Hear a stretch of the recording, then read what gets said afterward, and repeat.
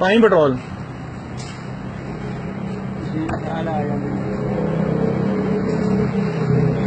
पाओ पेट्रोल। हाँ जी आया जी पेट्रोल जो 44 चल गया फुद्दू बनाते पे लोगों नहीं लोगों फुद्दू बनाते पे हो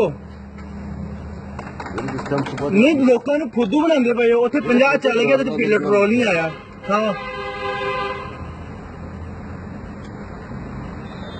चलाओ। हाँ हूँ मशीन खराब हो गई है। हाँ जी चलाओ।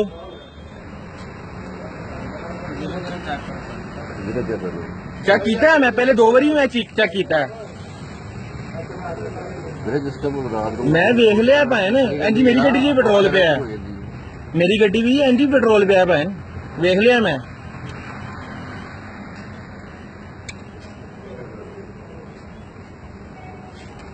जो 2 बारी हूँ पेट्रोल तुम पाया है जो 50-50 का फर्क आया वो किमें आया समझाओ मैंने जरा जो 2 बारी 50-50 का फर्क आया मैं रिकॉर्ड कर लिया। हाँ ठीक हो गई हूँ मैंने पेट्रोल पाया 15 लीटर कितना पेट्रोल पाया बिच अच्छा तो जो 2 बारी 50-50 का फर्क आया 100 ਦੇ ਇੱਥੇ ਗਿਆ ਬਾਈ ਚਾਂਸ ਕਿਸੇ ਟਾਈਮ ਹੋ ਜਾਂਦਾ ਕਿਸੇ ਹੁਣ ਮੇਰੀ ਗੱਡੀ ਪੈਟਰੋਲ ਕਿੰਨਾ ਪਿਆ ਸਮਝਾਓ ਮੈਨੂੰ ਜਿੰਨਾ ਤੁਸੀਂ ਪੋਇਆ ਉਹਨੇ 15 ਲੀਟਰ ਪੈ ਗਿਆ ਤੇ 15 ਲੀਟਰ ਜੋ ਘੱਟ ਪਿਆ ਜਿਹੜਾ 100 ਰੁਪਏ ਦਾ ਫਰਕ ਆਇਆ ਉਹ 15 ਲੀਟਰ ਚ ਪੈਟਰੋਲ ਘੱਟ ਨਹੀਂ ਪਿਆ ਦੇਖੋ ਇਹਦੇ ਵਿੱਚ ਕੀ ਫਰਕ ਹੈ ਇੱਕ 15 ਲੀਟਰ ਪੈਟਰੋਲ ਪਾਇਆ 1306 ਰੁਪਏ ਦਾ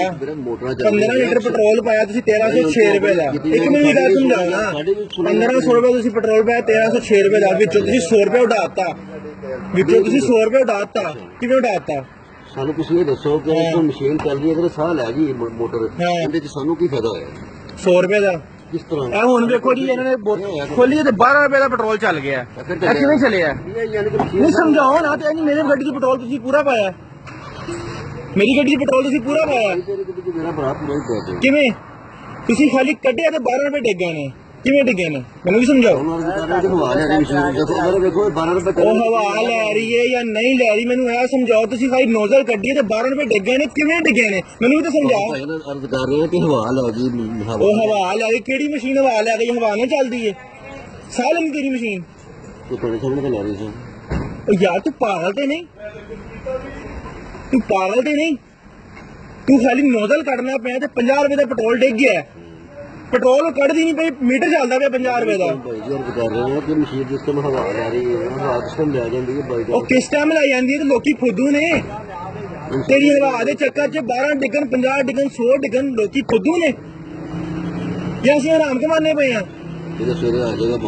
ਉਹ ਬੜੇ ਉਹਦੇ ਜਾ ਕੇ ਮਾਲਕ ਮੇਰੀ ਪੈਟਰੋਲ ਪੂਰਾ ਕਰ ਗੱਡੀ 'ਚ ਪੂਰਾ ਨਹੀਂ ਹੈਗਾ 15 ਲੀਟਰ ਪਾਇਆ ਨਹੀਂ ਉਹਨੇ ਖਾਲੀ ਮੋਟਰ ਚਲਾਈ ਹੈ पेट्रोल पा पूरा 15 लीटर फिर पैसे देंगे नहीं तो रुपया नहीं होगा जो मारक बुलाना लिया बुला के लिया।